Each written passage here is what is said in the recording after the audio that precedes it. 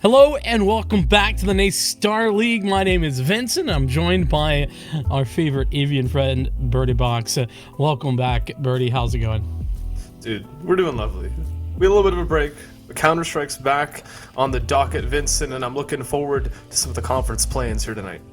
That it is, and you know what? We got a lot of Counter-Strike coming forward to you. Not only tonight, we got a match, but then on Sunday, we got a match as well. It's going to be a lot of fun, but let's get interested in what we have to offer tonight specifically. It's going to be Ontario Tech going up against Butler University. This is an interesting matchup because we saw Butler not too long ago. They were actually the ones that kind of got what we felt at the time a little bit of an upset win against Wayne State, where they 2-0'd that squad, and then Ontario, a team that I haven't gotten to see in Counter-Strike, although I've seen them in other FPS games. They got a good Valorant team. Maybe there's some crossover there in the FPS category.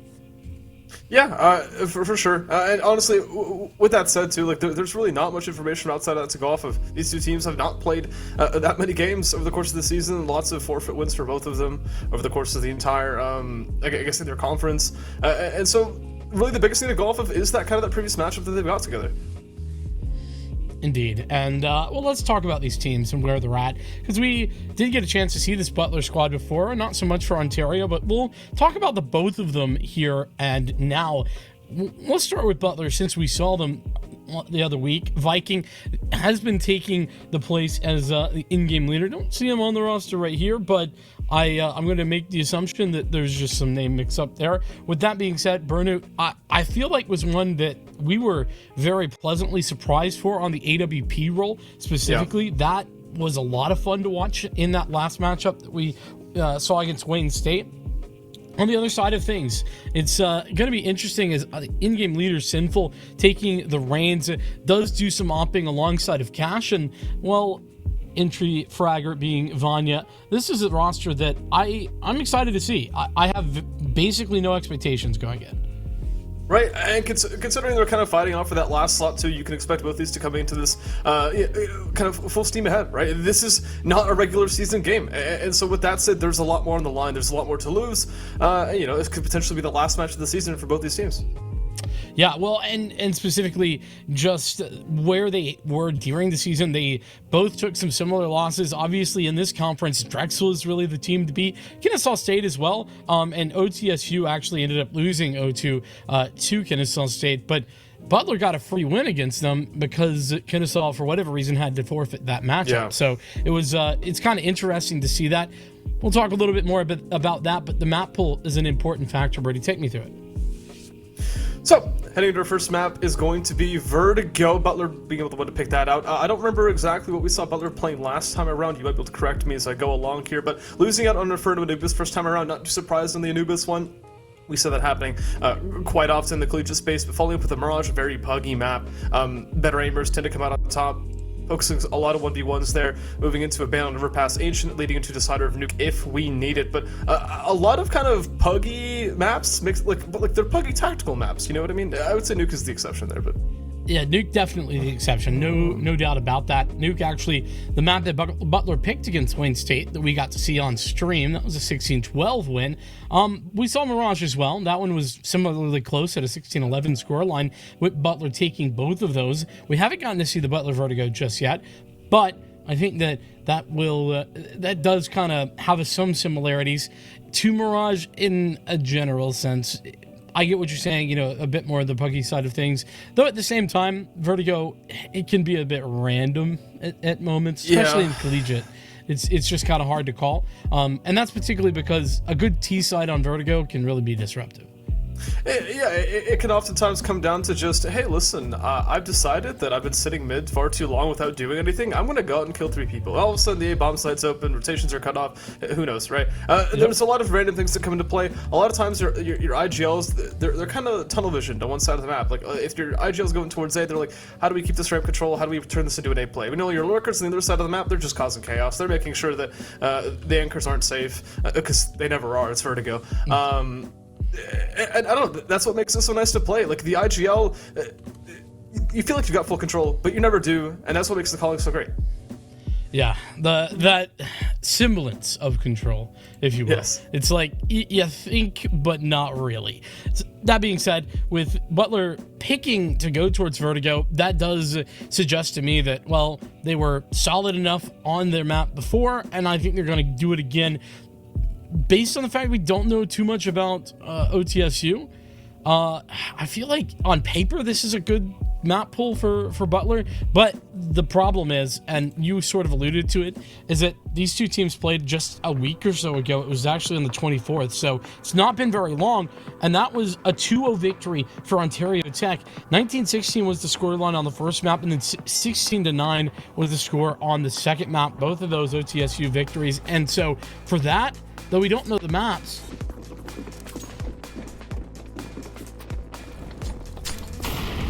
been Vertigo, and I guess we'll find out whether or not we get a similar score line here in the first map. Starting out on that CT side, we'll look to be the side of Ontario, and oh man, this A-bomb site take, it's starting to get hectic, but all the CT side here and ready to fight for it. Indeed. A good look, at least the initial pick for Butler, but it's 1-for-1.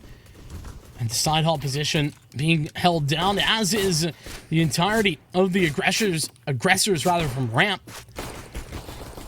Attempts being made, but there's just nothing to be done. These Glocks, they are struggling to find the headshots.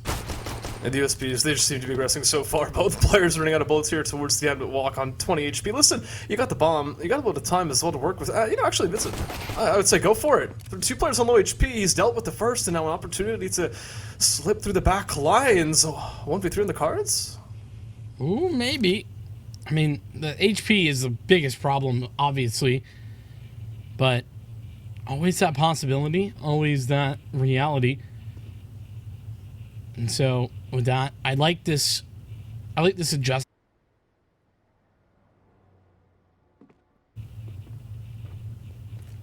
But getting this bomb down, I don't think they're going to let him do it.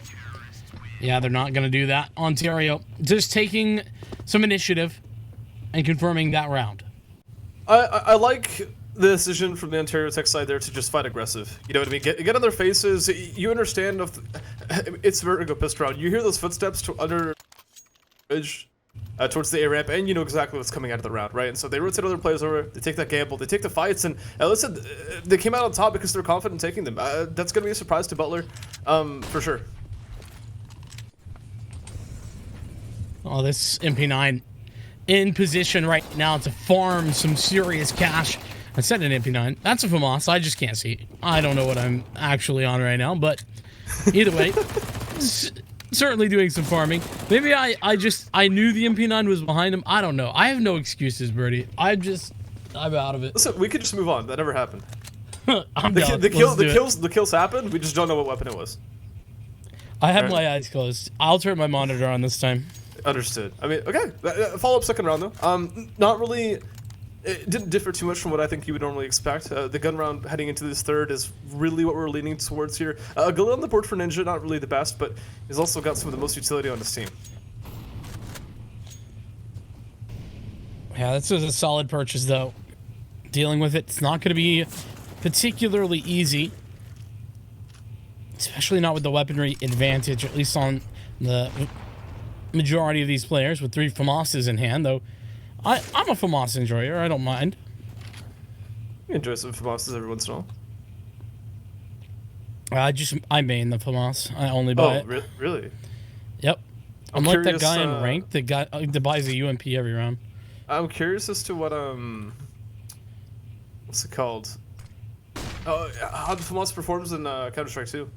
I wonder how it feels if the sounds are different. I haven't really taken too much of a look. Too much stuff going on. The sounds, they're different for like every gun, so I assume they're different for the FAMAS. Oh, it's just... I'm not special enough to have access, so... I mean, you're special in my heart, Vincent. That's very kind of you. I wish Valve felt the same way. Aggression. Dialed up in mid, and, well, walk, that is not the direction you need to be looking. And this is why I'm a FAMAS main. Look at that. They're just finding kill after kill. And look at the confidence to take those fights, too. Just the read that, like, Butler was kind of pushing presence towards middle, and immediately you see all these players were sitting through and comfortable pushing back to take those fights. Ninja will find 2, but, I mean, even in his right mind, just there's no way you expect a third there sitting in the corner after the fact. So we'll go down. and it will hand Ontario Tech that third round, but it's slightly costly towards the end. Only 2 players left standing. Might have an impact later on, though we're not going to see the immediate effects just yet because they've still got plenty of money to carry this forward. Yeah, that's the beauty of the bonus, right? Like, that's around for OTSU, where they didn't necessarily invest heavily into it because they already had all those FAMASs, and they used the MP9 as well. Now, granted, they did lose a few players, and that's where that economy damage that you were talking about is going to come in.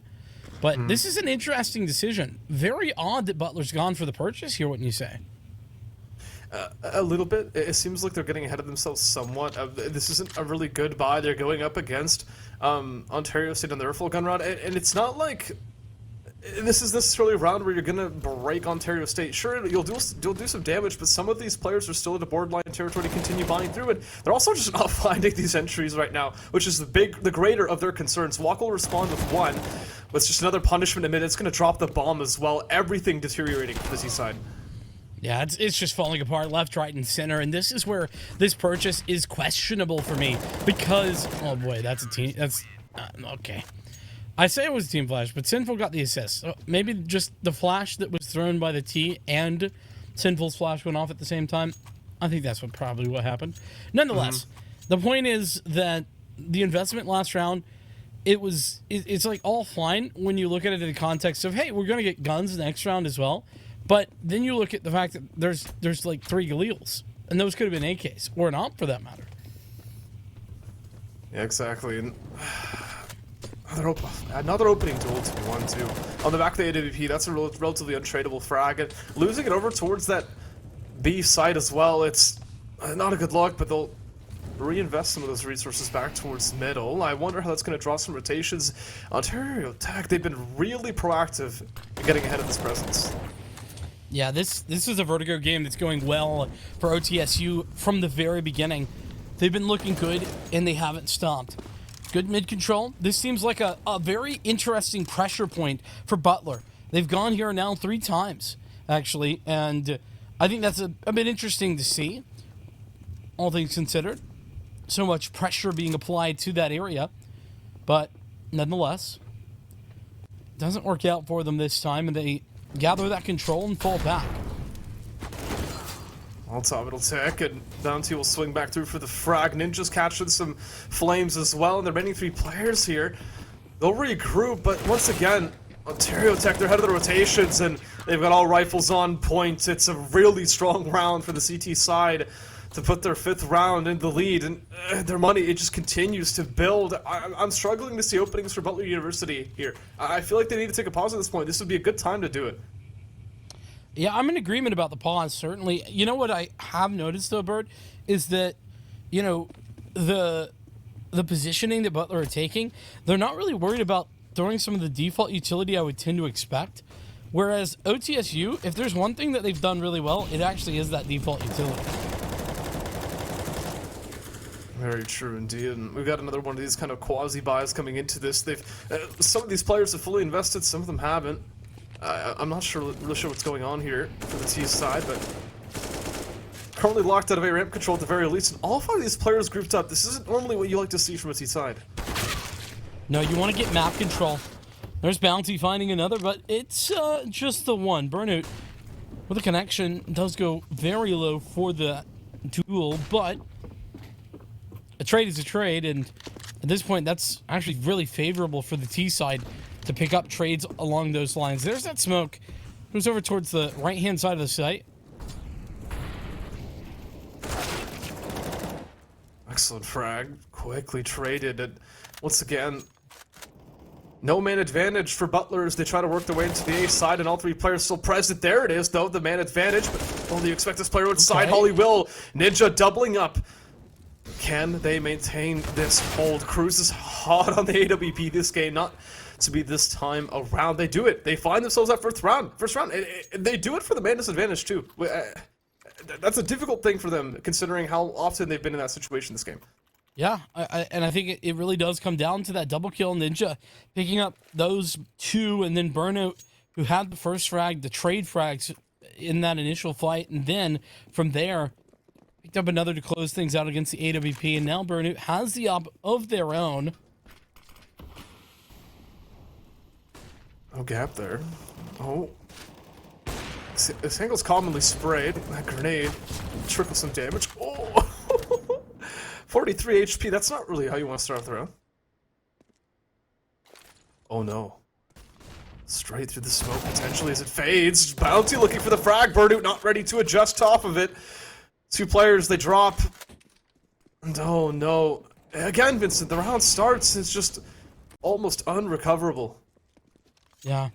The ambitious push there down ramp. I mean, it's not even out of the ordinary or anything like that. It's just solid play, taking control of such a critical area of the map, and it's been done so dominantly. 2 frags, and it's not even like it's just 2 kills and then a trade. It's 2 kills with no refrag at all. 45 seconds remaining, and Birdie, I'm looking at this, and the math, it doesn't necessarily add up. You're doing the math? I'm trying. You're trying. So listen, I pulled out my spreadsheets. I've got my, several megabyte file, large, my Excel file going through. I'm crunching these numbers, and what they're telling me, Vincent, is while they have the utility to get into this bomb site, I don't think Ontario Tech are going to be too happy about it. They've actually opted to not use one of these smokes, and will finally go down. Grenade, I can't believe that just bounced the way it did. That was definitely intended for the window, but it's going to bounce back and kill Bounty. Okay, well now this is winnable. I mean, maybe we've walked ourselves into a bit of a caster's curse scenario here. That's an adjustment. Ninja on the op has done the adjusting. It's Cruz.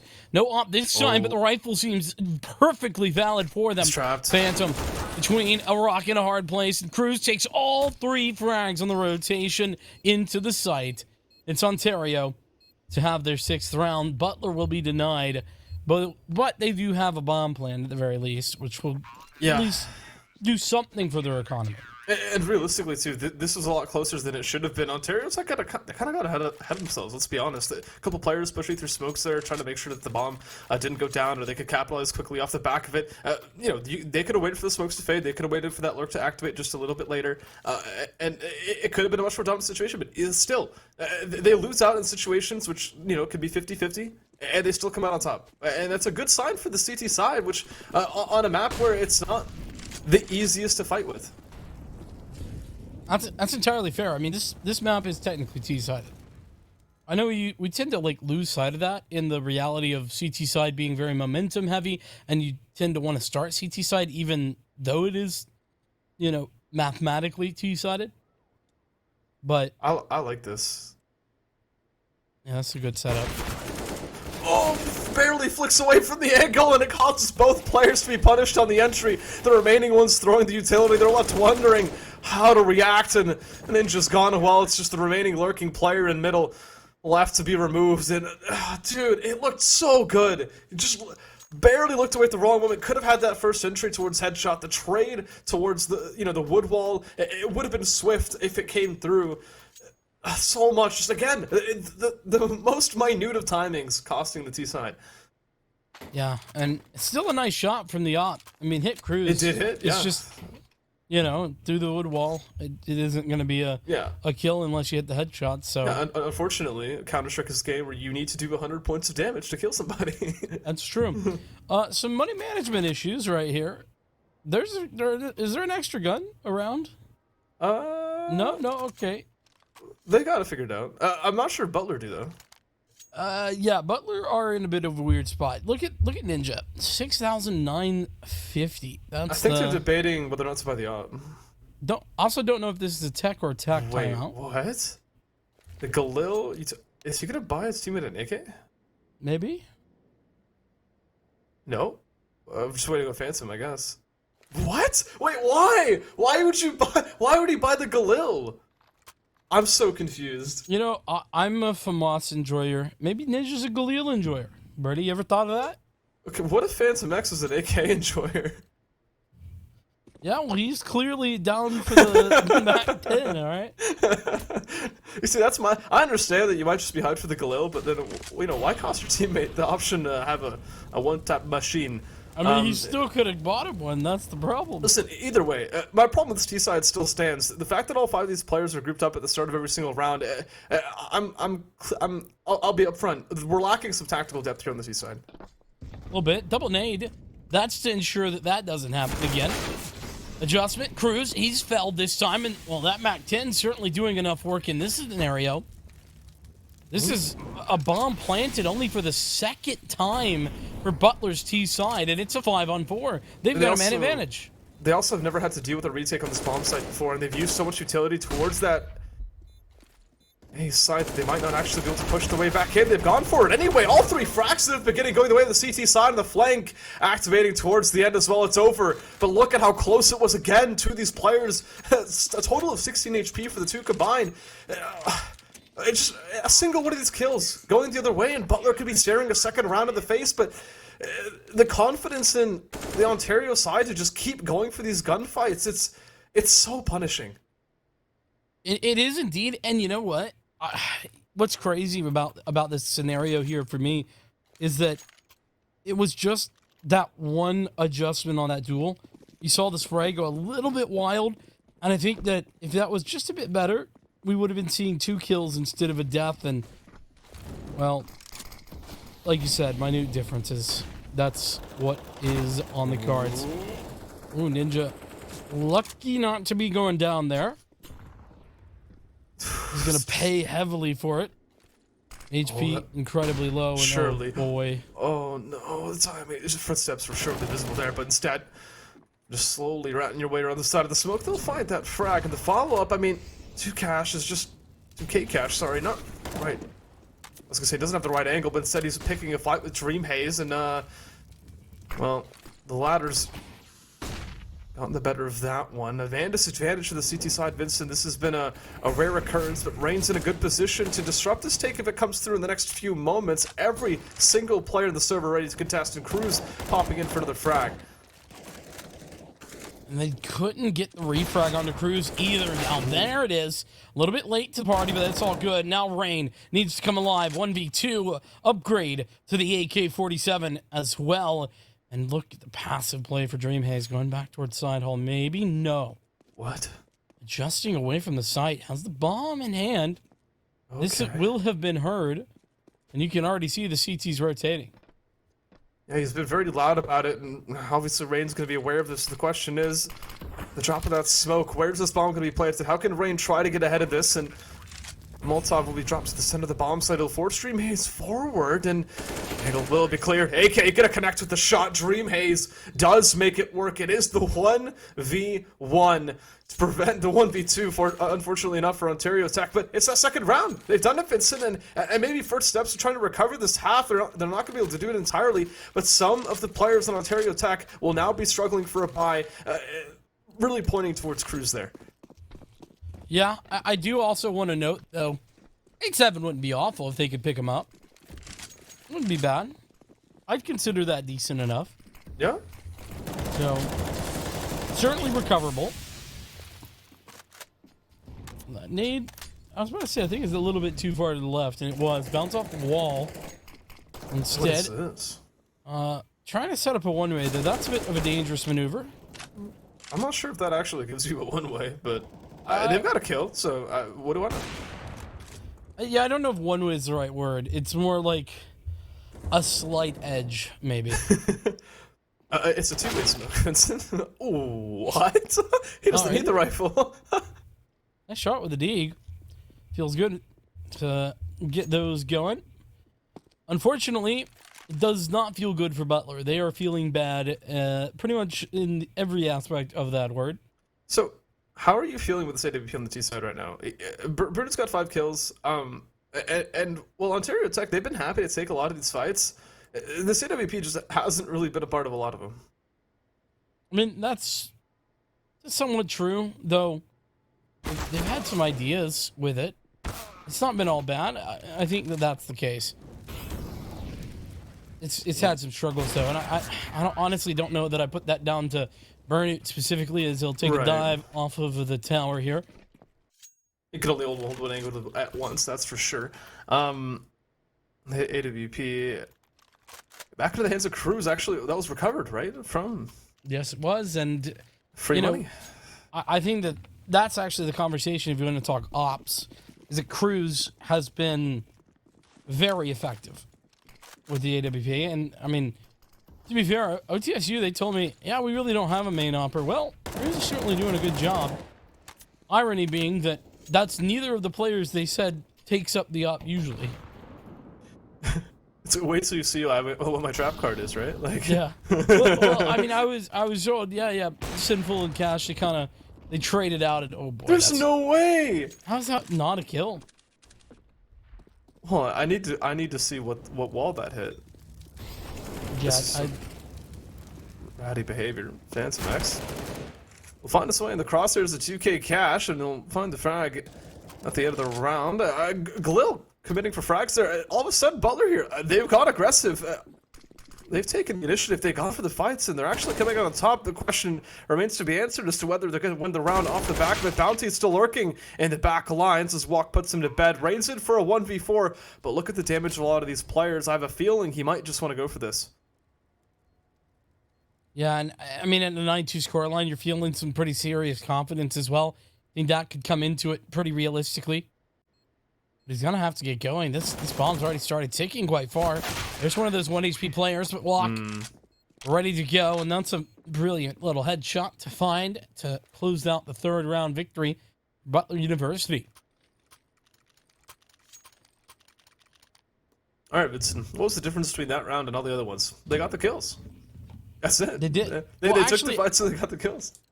I think there's a little more to it than that. The part that I want to kind of laser focus in on is the fact that they just traded well when they were in mid early, and then they got the kills by taking that space. They were able to control parts of the map in a way they hadn't been before. Control, it's gone. Vincent, the lovely beauty of the FAMAS has been able to take it from the Butler side, but they found a kill elsewhere. It's an aggression towards mid, which has been punished, and off the fade of the smoke, Cash has put the MP9 to beautiful use. Now, 3 players alive on the T side. Butler, we've seen them in this situation many times before, Vincent, and not only this situation, but having lost A control as well. The only difference being this time they've got that kill in middle. So that's something that the CT sides have to be worried about, and look what it's caused them to do. They've backed off of this A ramp hold to try to redistribute their resources. Well, I mean, this is where things started to fall apart in the last round, so it's understandable that they would react in this way. Oh, but Phantom been pushed out, a little bit of damage done, but not quite enough. But Cruz staying alive, taking this fight, but gets pinched by 2 different players. But look at the health. Phantom and Walk, they are far from a healthy bunch. 70 health between the 2 of them. Some util here on the CT side to work with. Not really looking for it, though. AK instead will swing through. Bounty with the FAMAS in hand. Long range for the frag, but only needs to connect a bullet or 2 to finish off the round. He's got 11 kills, make it 12 as he pushes his team to double digits on the CT side. Vertigo, it's looking Ontario Tech for the time being. A great adjustment after that last round going awry pretty significantly. You see OTSU decide, we're not going to let them have that mid area, not for free at least. And sure, the player's going down, but Cruz able to just kind of be a nuisance on the site. Not only that, gets a kill on the entry, as well. That's 2 massive points to add to the victories that Cruz has been able to find. AWP back at point for Burn Newton. A lot more aggressive play coming out from the T side. Will be forced back by the flashbang, though. A push towards the B side of the map as well. Not only that, but over towards mid. Back 7 at close range. Vincent, it's been a long time since I've seen the gun get fragged. It's Stillard once again. And look! 4v3. Does it seem familiar, Vincent? It certainly does. Putting things together. What an unfortunate timing for Bruno. Had the vision on the angle that low HP player was going to be walking away from, just moves away temporarily. Then as soon as that happens, the Ontario Tech player walks back towards side hall. Could have been a frag instead. It's going to have to be a re-aggression, and there it is. Just a little bit delayed from where it could have been. I would have liked to see that smoke be put in a more aggressive situation. It's going to give confidence for OTSU side to push forward a little bit more, especially when that Molotov fades and caught on the bomb side too. These are close range fights, and OTSU, they'll be happy to take them. Well, but a good fall about Burnout with that first. It's now a 1-on-2. Walk gonna have to deliver. He's gonna have 1v1s as well. Sinful just straight up runs to the duel. And that's a big opportunity. Butler could have their fourth right here and now, but a stick on the defuse. The HP enough, and Walk will have the round. 1v2 clutch for Butler. Ooh, it's a good situation to pull it through as well. I mean, we're getting to the closing stage of this half, but listen, that 5th round, it's a lot better than 4, that's for sure. And opening the door for that, it's going to be useful, because especially under consideration of the CT side economy, Vincent, you take a look. 2 Max 7s in play, 2 Deagles and a PC-50. Listen, I'm a Max 7 stan, but where's that second one going? You know, that's a good question. Honestly, I'm done asking questions of shotguns, because I watched a ridiculous amount of shotguns being bought up on in a pro match the other day. So yeah, it was auto shotties on Anubis. Wait, what? Where were you putting them? It was Forza who was buying them. Oh, that's an in their upset switch. of Virtus Pro. Dude, how these pistols finding frags between the timings. It's just Butler not able to punish them effectively. Burnout's AWP as well. That smoke not going to make it easier for him. Rain swings back through, and Sinful's going to find the last 2 up the glue. That's an unfortunate round to lose. To not only prevent yourself from getting that 5th round, but on the other side of the coin, giving OTSU their 11th round and a half on the CT side. It spells danger for sure, Vincent. Yeah, this is to be fair, a situation as well that is a little scary for Butler, because they picked Vertigo, because they elected to go here. And, you know, they played just a week ago, and it was 2 very close maps, even in overtime in the first. This is not this that. Not hinting towards that whatsoever, no. Another rush, though, off the start of the round this time. Look, again, Butler University on their CT side this time around. More than happy to defend this bomb site with all 5 of these players, but the first defender going down. The confidence! Look at this Tech-9 getting up close and personal. Only good for the one, though, as the bomb goes down. It's the 4v3, but the man advantage for the C-side. Some nice stickers on that gun, right? Yeah, would be pretty on Source 2. Yeah, it will be. Well-themed, I would say. Tech-9 recovered. Unfortunately, it's just not good enough to find the frags. Bounty and Cruz will find the closers there. 2 for Cruz, as Cruz is doing just that. Cruising for, what is that, 18 frags? 18, yeah. Yeah, that's a solid half of play into the second. Honestly, that's insane to think about. The only player that doesn't have double-digit frag is Cash, but that's because the rest of his team is just popping off. Like, almost all of them have more than 1 kill per round, right? Yeah, pretty much. I mean, that is a good point. Yeah. It's close, if not exactly that. Mac 10s at this range, come on. That's what they're designed to do, Vincent. Just pump players full of lead. Yep, that's how guns work, indeed. Yep. That's what grenades are designed to do, too. Yeah. That feels so good. I got one of those the other day in my matchmaking game. I was just like, nothing better. A little double kill with an HE. And a very clean round indeed. Maybe losing 1 more player than you would have preferred to in that round, but I mean, that is being the most nitpicky. So there is something that feels better than a grenade kill, Vincent. No, a double grenade kill. But there's still something that feels better. Oh, okay. What is that? Whenever you throw a Molotov, and you haven't done anything in the round yet. No one's done anything in the round yet, but the Molotov gets the kill. Like a full 100 HP Molotov kill. I prefer the double grenade? Yeah. Sorry. All right. Well, listen. This is why you play matchmaking. You're probably right about that. That's okay. Sinful.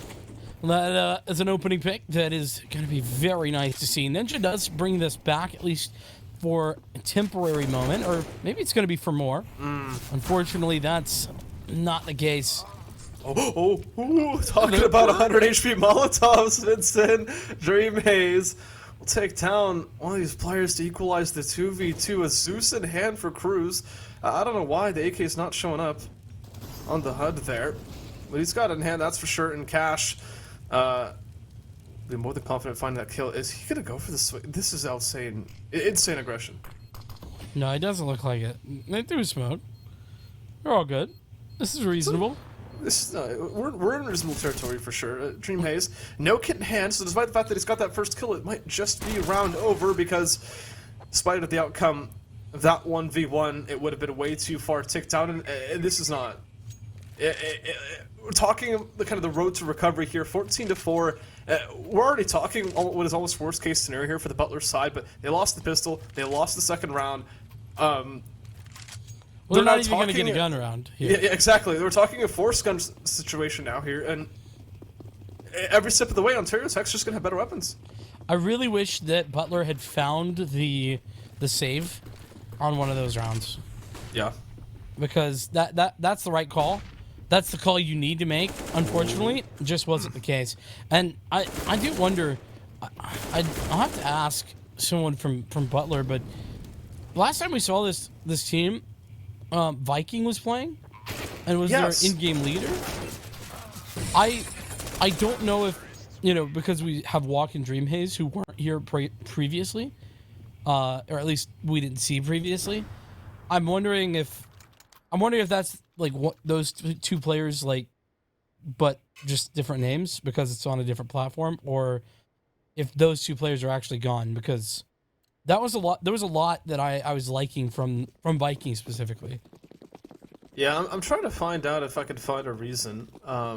I don't know if there's a reason. There might be the same player, just because. Or I guess I'll see if I can find out whether or not there's a substitute. That's a good idea. We'll take a look. We're potentially headed into the last round though here. If things go well for Butler, or excuse me, for OTSU, and they currently are.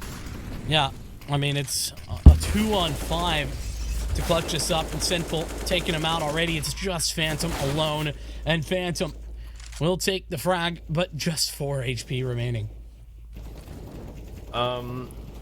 There are rounds, I would say, it's a safe assessment to send him forward into the clutch, but this will not be one of them. 16-4.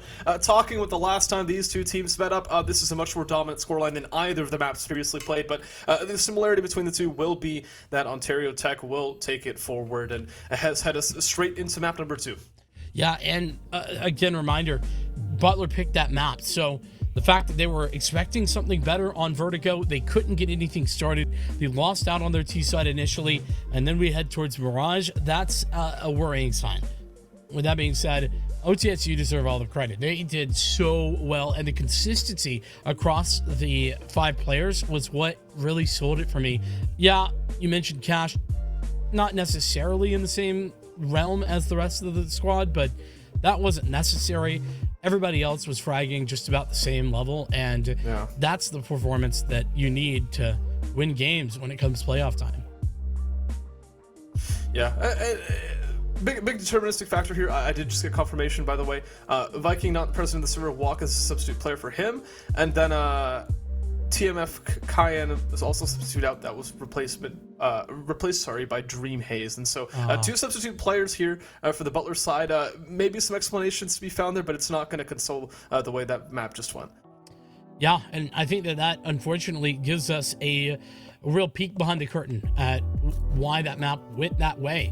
I mean, Viking, like I said, one of the players that I most enjoyed getting to take a look at, and the endgame leader, and one of the most experienced players. So, all that being said, maybe a conversation could be had between map 1 and map 2 to see a different look at Butler, but we're going to take a break and see how that goes. See you in a bit.